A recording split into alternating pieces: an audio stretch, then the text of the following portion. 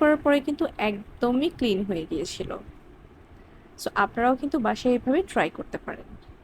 দেওয়ার কারণে কিন্তু আমার এই মোরগটা খুব অল্প সময়ে রান্না হয়ে যাবে এবং এর মাংসটা অনেক বেশি সফট হয়ে যাবে। এখানে চিকেনগুলো দিয়ে দিচ্ছি।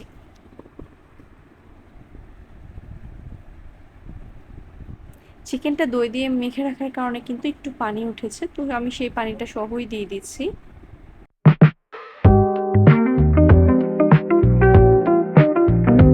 আসসালামু আলাইকুম। ফ্লেভার নেস্টে আমি আজকে আপনাদের জন্য নিয়ে এসেছি দেশি মোরগের কষা। খুব সহজে এবং কিছু সহজ টিপস সহ আমি আপনাদেরকে এই রেসিপিটা করে দেখাবো। যেহেতু আমি স্কিন সহ মোরগটা নিয়েছি, এর গায়ে ছোট ছোট কিছু পশম ছিল। তো আমার মামি শাশুড়ি আমাকে বললেন যে এর গায়ে যদি আমি শুকনো চালের যে গুঁড়িটা আছে সেটা দিয়ে ঘষে ঘষে ক্লিন করে নেই, সেই পশম সবগুলো উঠে যাবে। তো মামি আমাকে মোরগটা কিন্তু ক্লিন করে দিয়েছেন। এবং বিশ্বাস করবেন না, মোরগটা এইভাবে ঘষে ঘষে পরিষ্কার করার পরে যখন ক্লিন করা হয়েছে, দেখেন মামির হাতে কত ময়লা চলে এসেছে। আর এটা ওয়াশ করার পরে কিন্তু একদমই ক্লিন হয়ে গিয়েছিল। সো আপনারাও কিন্তু বাসায় এভাবে ট্রাই করতে পারেন। তারপর আমাকে মামি চিকেনটা কেটে দিয়েছে খুব সুন্দর করে, ছোট ছোট করে কারি কাট করে। এবার আমি 2 টেবিল চামচ পরিমাণ টক দই এবং হাফ চা চামচ পরিমাণ লবণ দিয়ে মুরগিটাকে মেখে 1 ঘন্টার মতো রেখে দিয়েছি। সরি, আমি মুরগি বলছি, এটা কিন্তু মোরগ। আর এটা হচ্ছে রাতা মোরগ। আমি যতটুকু জানি যে রাতা মোরগটা একদম পরিপক্ক মোরগ না, বাট এটার মাংসটা খেতে খুবই নরম হয়, খুবই সফট হয়। মোরগের মাংসটা খেতে কিন্তু একটু শক্ত হয়। তো এবার আমি প্যানের মধ্যে তেল দিয়ে দিলাম পরিমাণ মতো। দুটো বড় সাইজের পেঁয়াজ আমি কুচি করে কেটে নিয়েছি এবং এটা এখন তেলের মধ্যে দিয়ে দিচ্ছি। পেঁয়াজগুলোকে কিন্তু আমি একদম ভেজে ব্রাউন কালার করে নেব না, একটুখানি কালারটা চেঞ্জ হওয়ার পরে আমি এখানে দিয়ে দেবো বাটা মশলা। এই মশলাটায় আমি দিয়েছি 1 টুকরো বড় করে কাটা পেঁপের টুকরো এবং 2টা রসুন এবং 1 ইঞ্চি পরিমাণ আদা বেটে সুন্দর করে নিয়েছি। আর এখানে দিয়ে দিলাম সব ধরনের গরম মশলা, আর সেই সাথে দিয়ে দিলাম কিছুটা জয়ত্রী। আমি এটাকে খুব ছোট ছোট করে দিয়ে দিয়েছি। এবার এই মশলাটাকে খুব ভালোভাবে কিন্তু কষিয়ে নিতে হবে। পেঁপে বাটাটা দেওয়ার কারণে কিন্তু আমার এই মোরগটা খুব অল্প সময়ে রান্না হয়ে যাবে এবং এর মাংসটা অনেক বেশি সফট হয়ে যাবে। যে কোনো মাংস আপনি যদি খুব তাড়াতাড়ি সেদ্ধ করতে চান, সেই জন্য পেঁপে বাটা ইউজ করতে পারেন। আর এখন আমি দিয়ে দিলাম 1 চা চামচ জিরা বাটা। এই পর্যায়ে আমি একে একে দিয়ে দিব 1 চা চামচ মরিচের গুঁড়ো, 1 চা চামচ থেকে কিছুটা কম হলুদের গুঁড়ো। খুব ভালোভাবে এই গুঁড়া মশলার সাথে বাটা মশলাটা মিশিয়ে নিলাম।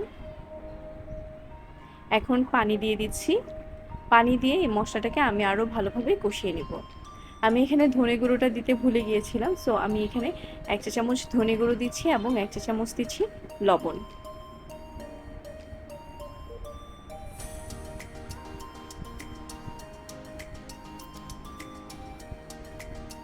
সবগুলো মশলা একেবারে ভালোভাবে মিশিয়ে আমি ঢেকে কিছুক্ষণ ওয়েট করব।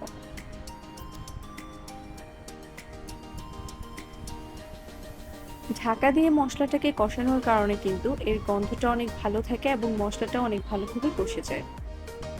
দেখছেন তো আমার মশলাটার কালারটা কিন্তু খুবই সুন্দর হয়েছে,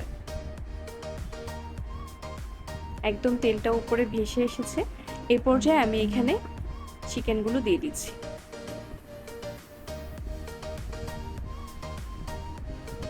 চিকেনটা দই দিয়ে মেখে রাখার কারণে কিন্তু একটু পানি উঠেছে, তো আমি সেই পানিটা সহই দিয়ে দিচ্ছি। মশলার সাথে চিকেনটাকে ভালোভাবে মিশিয়ে নিব এবং কোনো রকম পানি ছাড়া আমি কিন্তু চিকেনটাকে কষিয়ে নেব। আপনি যদি পানি দেন তাহলে কিন্তু চিকেনে একটা পাঞ্চে ভাব চলে আসে। সো ট্রাই করবেন কোনো রকমের পানি ছাড়াই চিকেনটাকে খুব ভালোভাবে কষিয়ে নিতে। আমি ঢাকা দিয়ে দিলাম, ওয়েট করব 10 মিনিট পর্যন্ত। এই 10 মিনিটে কিন্তু অবশ্যই আপনি মাঝে 2-1 বার নেড়ে চেড়ে দিবেন, নতুবা আপনার মশলাটা কিন্তু নিচ থেকে লেগে যাবে। দেখুন চিকেনে কিন্তু একদমই পানি নেই এবং আমার চিকেনটা কিন্তু নিচে লেগেও যায়নি। এই পর্যায়ে চিকেনটা কিন্তু অলমোস্ট 40% সেদ্ধ হয়ে গেছে। তো এখন আমি দিয়ে দিচ্ছি ফুটন্ত গরম পানি। গরম পানি দেওয়ার কারণে আমার চিকেনটার কুকিং প্রসেসটাও একদম অটুট থাকবে এবং চিকেনটা খুব তাড়াতাড়ি সেদ্ধ হয়ে যাবে। আমি একটু নেড়েচেড়ে ভালোভাবে মিলিয়ে আবার ঢাকা দিয়ে রান্না করব 10 থেকে 15 মিনিট। যেহেতু এটা দেশি মোরগ, সো রান্না হতে একটু টাইম লাগবে। আপনারাও কিন্তু আপনাদের প্রয়োজন মতো পানি দিয়ে সেদ্ধ করে নেবেন। যদি এই 10-15 মিনিটে সেদ্ধ না হয়, সেক্ষেত্রে আরও কিছু গরম পানি দিয়ে আপনি রান্না করতে পারেন। দেখতেই পাচ্ছেন আমার কারিটা কিন্তু অলমোস্ট ডান এবং এই চিকেনগুলো কিন্তু খুব ভালোভাবে সেদ্ধ হয়ে গেছে। সেদ্ধ হয়েছে কিনা সেটা বোঝার একটা টিপস হচ্ছে মাংস হাড্ডি থেকে আলাদা হয়ে যাবে। আর এই পর্যায়ে আমি দিয়ে দিলাম 3-4টে কাঁচামরিচ। মাংসতে আমার এই কাঁচামরিচের ফ্লেভারটা কিন্তু খুবই ভালো লাগে। আমি ঢাকাটা বন্ধ করে দিলাম এবং চুলাটা অফ করে দিলাম।